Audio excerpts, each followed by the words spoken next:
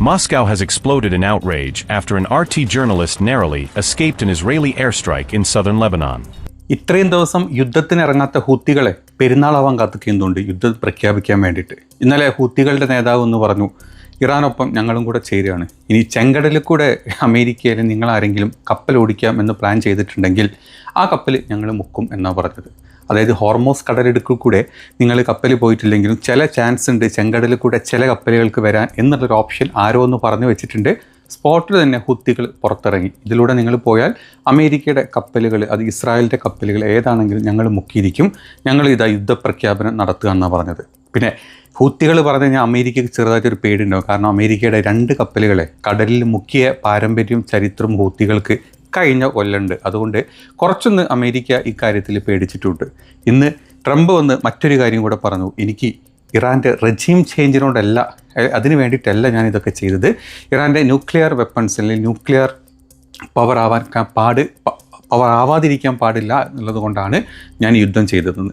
യുദ്ധം സ്റ്റാർട്ടിങ്ങിൽ പറഞ്ഞിരുന്നു ന്യൂക്ലിയർ പവറല്ല, അതിനേക്കാൾ എനിക്ക് അവിടുത്തെ ജനങ്ങൾ, അവിടെ ഈ കാംനേയ് ഭരണത്തിൻ്റെ അടിയിൽ വന്ന ജനങ്ങളെ രക്ഷിക്കാൻ വേണ്ടിയിട്ടാണ്, ജനങ്ങളെ ഞാനിതാ വരികയാണ്, നിങ്ങൾ റോട്ടിലോട്ട് ഇറങ്ങിക്കോ, ഞാൻ പിന്നിലുണ്ട് എന്ന് പറഞ്ഞ അണ്ണൻ ഇന്ന് പറയാണ് അവിടുത്തെ റെജീം ചേഞ്ച് എനിക്ക് താല്പര്യമില്ല, പക്ഷേ എനിക്ക് അവിടുത്തെ ആണവോർജ്ജം ഞാൻ ഇല്ലാണ്ടാക്കും എന്നാണ് പറഞ്ഞത്. അപ്പം ഇതെല്ലാം കൂടെ കൂട്ടി വായിക്കുമ്പം നിങ്ങൾക്ക് ചില കാര്യങ്ങൾ മനസ്സിലാവും. കാരണം മറ്റൊരു കാര്യം കൂടെ നടന്നിട്ടുണ്ട്. നാറ്റോ കഴിഞ്ഞ 2-3 ദിവസമായിട്ട് തന്നെ പറഞ്ഞിരുന്നു അവരുടെ സഖ്യത്തിനെ വിട്ടുതരാം, ഹോർമോസ് കടലിടുക്കിലോട്ട് ട്രംപിൻ്റെ കൂടെ യുദ്ധം ചെയ്യാൻ വിട്ടുതരാം എന്ന് പറഞ്ഞിരുന്നു.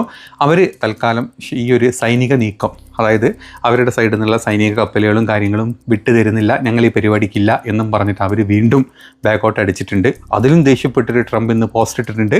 അവർ ഭീരുക്കളാണ്, അതാണ് ഇതാണ് എന്നൊക്കെ പറഞ്ഞിട്ടുള്ള വലിയ പോസ്റ്റുകളൊക്കെ ട്രംപ് അണ്ണൻ സൈഡിൽ കൂടി ഇടുന്നുണ്ട്. ഏതാണെങ്കിലും നാറ്റോ അവരുടെ സൈന്യത്തെ വിട്ടുതരില്ല എന്ന് പറഞ്ഞു. ഹൂത്തികൾ ചെങ്കടലിൽ കൂടെ വരെ വന്നു കഴിഞ്ഞാൽ ഞങ്ങൾ കപ്പൽ മുക്കും എന്ന് പറഞ്ഞു.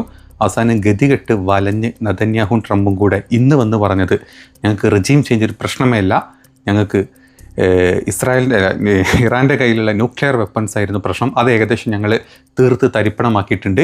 ഇനി പ്ലീസ് ഇറാനെ യുദ്ധം നിങ്ങൾ നിർത്തണം, കാരണം ഞങ്ങൾ നിർത്താം എന്ന് പറഞ്ഞിട്ട് നിങ്ങൾ കേൾക്കുന്നില്ല, അതുകൊണ്ട് നിങ്ങൾ പ്ലീസ് യുദ്ധം നിർത്തണം എന്നുള്ള ട്രംപിൻ്റെ ഒരു ഉൾക്കരച്ചിലായിരുന്നു ഇന്ന് മൊത്തം പുറത്തോട്ട് വന്നിട്ടുള്ളത്. നമുക്കേതായാലും ഈ ന്യൂസിൻ്റെ കുറച്ച് ഡീറ്റെയിൽസിലോട്ട് പോകാം. ഇന്നലെ ഉണ്ടായിട്ടുള്ള ചില കാര്യങ്ങൾ നമ്മൾ രാവിലെ ഒരു വീഡിയോ ഇട്ടിരുന്നു അല്ലേ. വീട്ടിലായതുകൊണ്ടാണ് ഒരുപാട് ലൈവ് ഒന്നും ഇരിക്കാൻ പറ്റാത്തത്. പക്ഷേ ഇന്നലെ റഷ്യയുടെ സൈഡിൽ നിന്ന് ഭയങ്കരമായിട്ടുള്ള ഒരു താക്കീത് ഇസ്രായേലിന് പോയിട്ടുണ്ട്. കാരണം റഷ്യയിലെ ലെബനോനിലുണ്ടായിരുന്ന 2 റഷ്യൻ പത്രക്കാരെ, പ്രസ്സിനെതിരെ ഇറാൻ്റെ ബോംബാക്രമണം നടന്നിട്ടുണ്ട്. അതായത് റഷ്യ ടുഡേ എന്ന് പറഞ്ഞിട്ടുള്ള പത്രത്തിൻ്റെ ലെബനോൻ റിപ്പോർട്ടേഴ്സ് ആയിരുന്നു. 2 പേരുടെ മേലോട്ടാണ് എയർ സ്ട്രൈക്ക് വന്നിട്ടുള്ളത്. അതിൻ്റെ വീഡിയോ ദൃശ്യങ്ങളാണ് നമ്മൾ ഈ കണ്ടുകൊണ്ടിരിക്കുന്നത്. ഇതിൽ റിപ്പോർട്ടറായിട്ടുള്ള സ്റ്റീവ് സീനി, അതുപോലെ തന്നെ അലി റസാപ്പി എന്ന് പറഞ്ഞ 2 പേർക്കാണ് ഗുരുതരമായിട്ടോ നല്ല രീതിയിൽ പരിക്കുണ്ട് എന്നൊക്കെയാണ് ഇപ്പോൾ റിപ്പോർട്ടുകൾ പുറത്തോട്ട് വരുന്നത്. ഇതിൻ്റെ ഭാഗമായിട്ട് തന്നെ ഇപ്പം റഷ്യയുടെ മോസ്കോയിലുള്ള ഇസ്രായേലി റഷ്യൻ അംബാസിഡറെ വിളിച്ച് നല്ല രീതിയിൽ താക്കീത് കൊടുത്ത് വിട്ടിട്ടുണ്ട് എന്നുള്ളൊരു ന്യൂസും പുറത്തോട്ട് വന്നിട്ടുണ്ട്. ഇത് മാത്രമല്ല, ഹെസ്ബുള്ളയുടെ ഒരു ഭാഗമോ അല്ലെങ്കിൽ ഹെസ്ബുള്ളയുടെ സൈനിക ഏരിയ പോലുമല്ല അങ്ങനത്തെ ഒരു സ്ഥലത്ത് റിപ്പോർട്ട് ചെയ്യാൻ ഒരിക്കലും ഈ റഷ്യ ടുഡേയുടെ റിപ്പോർട്ടേഴ്സ് പോയിട്ടില്ല. അതല്ലാത്ത നോർമലായിട്ടുള്ളൊരു ജനവാസ കേന്ദ്രത്തിലൂടെ ആയിരുന്നു ഇവരുടെ റിപ്പോർട്ടിംഗ്. അപ്പം അത് റഷ്യക്ക് ഇത് അറിഞ്ഞുകൊണ്ട് അല്ലെങ്കിൽ പ്രസ്സിൻ്റെ യൂണിഫോം കണ്ടുകൊണ്ട് തന്നെയാണ് നിങ്ങൾ ഈ ഒരു ആക്രമണം നടത്തിയത്, റഷ്യനെ പ്രകോപിക്കാൻ വേണ്ടിയിട്ടാണോ, അതല്ലെങ്കിൽ അവിടുത്തെ ജനങ്ങൾ, അതായത് നോർമലി നിൽക്കുന്ന ജനങ്ങൾക്കെതിരെ എന്തിന് നിങ്ങൾ ഈ പറയുന്ന പരിപാടി ചെയ്തു എന്ന് ചോദിച്ചിട്ടാണ് റഷ്യയുടെ അടുത്ത് നിന്നുള്ള ചോദ്യം വന്നിട്ടുള്ളത്. ഇനി അതല്ല, അത് റഷ്യനെ പ്രകോപിപ്പിക്കാനാണ് എന്നുണ്ടെങ്കിൽ റഷ്യ ഉക്രൈനിലോട്ട് വിടുന്ന 4 ഐറ്റംസ് തിരിച്ച് ഇസ്രായേലിലോട്ട് വിടാൻ ഒരിക്കലും മടി കാണിക്കില്ല. ഇനി റഷ്യ എങ്ങാനും യുദ്ധത്തിൽ നേരിട്ട് ഇറങ്ങിക്കഴിഞ്ഞാൽ എന്തായിരിക്കും അമേരിക്കയുടെയും ഇസ്രായേലിൻ്റെയും സ്ഥിതി എന്നുള്ളത് ചിന്തിക്കാൻ കൂടെ പറ്റാത്ത ഒരു അവസ്ഥയിലോട്ട് ഈ യുദ്ധം മാറും എന്നുള്ളതാണ് സത്യം. അപ്പം ഹിസ്ബുള്ളനെ തകർക്കണം എന്ന് പറഞ്ഞിട്ട് പേരിൽ അവിടുത്തെ ജനങ്ങളെ അല്ലെങ്കിൽ ജനവാസ കേന്ദ്രങ്ങളിലോട്ട് ഏത് രീതിയിലാണ് ഇസ്രായേൽ ബോംബിങ് ചെയ്യുന്നത് നമ്മൾ കണ്ടു. അക്കൂട്ടത്തിൽ റഷ്യൻ പ്രസ് ആളുകളും ഉണ്ട്, അല്ലെങ്കിൽ അവരുടെ യൂണിഫോം അല്ലെങ്കിൽ അവരുടെ പ്ലഗ് കാർഡുകൾ വരെ അവരുടെ കയ്യിലുണ്ട് എന്നാണ് പറയുന്നത്. അത് കണ്ടിട്ട് തന്നെയാണ് ഇസ്രായേൽ ബോംബ് അല്ലെങ്കിൽ ഒരു മിസൈൽ സ്ട്രൈക്കിൽ എയർ സ്ട്രൈക്കാണ് ചെയ്തതെന്നാണ് പറയുന്നത്. അപ്പം അങ്ങനെ ഒരു റിപ്പോർട്ട് അല്ലെങ്കിൽ ഒരു ന്യൂസ് വരുന്നുണ്ട്. സത്യമായിട്ടുള്ള ന്യൂസാണ്, വെറുതെ പടച്ചുവിടുന്ന ന്യൂസുകളൊന്നുമല്ല. റഷ്യ നല്ല രീതിയിൽ അതിൽ പ്രകോപിക്കപ്പെട്ടിട്ടുണ്ട് എന്നാണ് ഇപ്പം പലരും പറഞ്ഞിട്ടുള്ളത്. ഇനി അത് മാത്രമല്ല, ഈ ഹൂത്തികളുടെ കാര്യം നമ്മൾ പറഞ്ഞു. അതായത് ഇപ്പം ഈ ഒരു കപ്പലിൻ്റെ മൂവ്മെൻറ്റ് ഹോർമോസ് കടലിടുക്ക് അല്ലെങ്കിൽ സൗദിയിൽ നിന്ന് അല്ലെങ്കിൽ കുവൈറ്റിൽ നിന്നൊക്കെ ഈ ചെങ്കടൽ വഴി വരാനുള്ള ഒരു ഓപ്ഷൻ ഉണ്ട് എന്ന് പറഞ്ഞിരുന്നു. കുറച്ചൊന്ന് തിരിഞ്ഞു കഴിഞ്ഞാൽ വളഞ്ഞു കഴിഞ്ഞാലും ചെങ്കടലിൽ കൂടെ ഞങ്ങൾ കപ്പൽ കൊണ്ടുവരാനുള്ള ഒരു പ്ലാൻ ചെയ്യുന്നുണ്ട് എന്നുള്ള ന്യൂസൊക്കെ ഇന്നലെ വന്നിരുന്നു. അതൊക്കെ ഇന്നലെ വന്ന കാര്യമാണ്. ഇന്നാണ് ഹൂത്തികൾ വന്നിട്ട് പറഞ്ഞിട്ടുള്ളത് ഞങ്ങൾ ഈ യുദ്ധത്തിന് പങ്കുചേരുകയാണ്.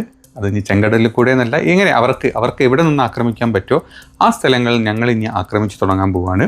ഇസ്രായേലിൻ്റെയും അതുപോലെ തന്നെ അമേരിക്കയുടെയും കപ്പലുകളെ ഞങ്ങൾ മുക്കിയിരിക്കും ഇതിലൂടെ പോയി കഴിഞ്ഞാൽ എന്നാണ് ഹൂത്തികളുടെ സൈഡിൽ നിന്നുള്ള ഒരു സ്ട്രോങ് വാണിങ്. അതുമാത്രമല്ല, കപ്പൽ എന്നുള്ളത് മാത്രമല്ല, അല്ലാത്ത രീതിയിൽ ഏത് രീതിയിൽ ഞങ്ങൾക്ക് ഇറാനെ സഹായിക്കാൻ പറ്റുമോ അത് ഞങ്ങൾ ചെയ്തിരിക്കും എന്നാണ് ഹൂത്തിയുടെ തലവൻ ഇന്ന് ഒരു പ്രസ് മീറ്റ് അല്ലെങ്കിൽ അവരുടെ ഒരു വീഡിയോ ഇന്ന് അവരുടെ തന്നെ ചാനലിൽ കൂടെ പുറത്തോട്ട് വിട്ടിട്ടുള്ളത്. ഇനി മറ്റൊരു ന്യൂസ് പറയാനുള്ളത്, അതായത് ഇന്നലെ മുസ്തഫ കാംനയുടെ ഒരു ഓൾഡ് വീഡിയോ ആണെന്നും പറഞ്ഞൊരു വീഡിയോ പുറത്തു വന്നിരുന്നു. അതിനുശേഷം ആളുടെ ഒരു സ്ട്രോങ്ങസ്റ്റ് മെസ്സേജ് ഇന്നലെ പുതുവത്സര പിറവി, ഒരു പുതിയ വർഷപ്പിറവിയുടെ ആശംസകൾ എന്നുള്ള രീതിയിൽ ഒരു പുതിയ മെസ്സേജ് ഇന്നലെ പുറത്തോട്ട് വന്നിട്ടുണ്ട്. ആളുടെ റിട്ടേൺ മെസ്സേജാണ് വന്നിട്ടുള്ളത്. ഈ മെസ്സേജിൽ പറഞ്ഞിട്ടുള്ളത് ഇതൊരു ന്യൂ ഇയർ മുദ്രാവാക്യമായിട്ടാണ് പറഞ്ഞിട്ടുള്ളത്. നമ്മുടെ ദേശീയ സുരക്ഷയ്ക്കും ദേശീയ ഐക്യത്തിനും ഉള്ളിലെ സാമ്പത്തിക പ്രതിരോധം ആണെന്നാണ് ഇതിൻ്റെ തലക്കെട്ടായിട്ട് പറഞ്ഞിട്ടുള്ളത്. അതായത് സാമ്പത്തിക പ്രതിരോധം, ശത്രുക്കൾ നടത്തുന്ന സാമ്പത്തിക യുദ്ധം നേരിടാൻ നമ്മൾ കംപ്ലീറ്റ്ലി സെറ്റായിരിക്കണം. അതിന് വേണ്ടിയിട്ടുള്ള ഏതൊരു രീതിയിലുള്ള സപ്പോർട്ടും ഇറാൻ്റെ ഭരണത്തിൻ്റെ സൈഡിൽ നിന്നും ഉണ്ടാവും. അതുപോലെ തന്നെ ജനങ്ങളുടെ സൈഡിൽ നിന്നും ആ ഒരു സപ്പോർട്ട് നമുക്ക് വേണം പൂർണ്ണമായിട്ടും.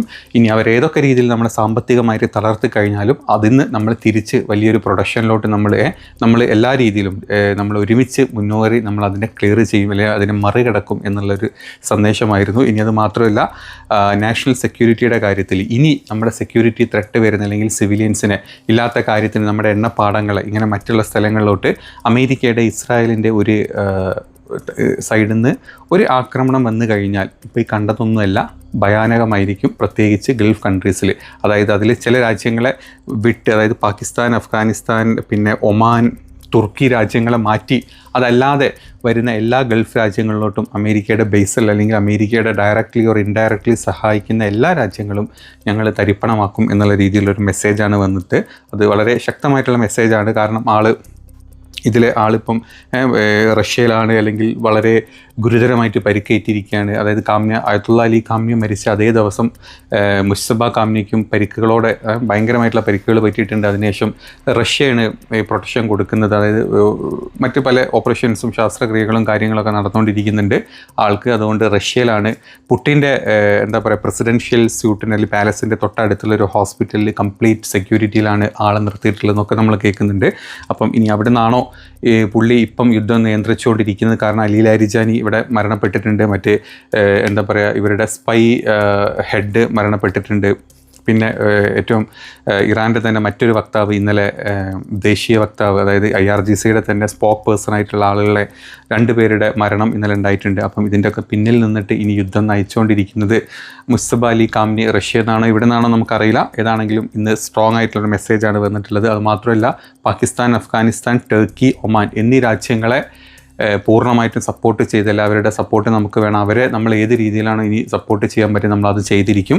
ഒരു അലയായിട്ട് മറ്റ് രാജ്യങ്ങൾ നമ്മുടെ കൂടെ നിൽക്കുന്നില്ലെങ്കിൽ നമ്മൾ ഇത്രയും രാജ്യങ്ങൾ ഒരു ഗ്രൂപ്പായിട്ട് അലയായിട്ട് തന്നെ ഇനി മുന്നോട്ട് നീങ്ങണം എന്നുള്ള ഒരു സ്ട്രോങ്ങസ്റ്റ് മെസ്സേജും കൂടെ മുസ്തഫ അലി കാംനിയുടെ സൈഡിൽ നിന്ന് ഇപ്പം പുറത്തോട്ട് വന്നിട്ടുണ്ട്. അപ്പോൾ ഇതൊക്കെയാണ് ഇന്നലെ പിന്നെ നടന്നിട്ടുള്ള പ്രധാന സംഭവങ്ങൾ. ഇനി പെരുന്നാളായതുകൊണ്ട് തന്നെ പൊട്ടിന് കുറവൊന്നും ഉണ്ടായിട്ടില്ല. എങ്കിലും ഒരു ചെറിയ മയത്തിലാണ് ഇന്നലെ ഇറാൻ ഈ പറഞ്ഞ ഗൾഫ് കൺട്രീസിലൊക്കെ പൊട്ടിച്ചുകൊണ്ടിരുന്നത്. ഇന്ന് ഏത് രീതിയിലാണ് യുദ്ധം മാറുന്നതെന്ന് അറിയില്ല. നമുക്ക് കാത്തിരുന്നിട്ട് തന്നെ കാണാം.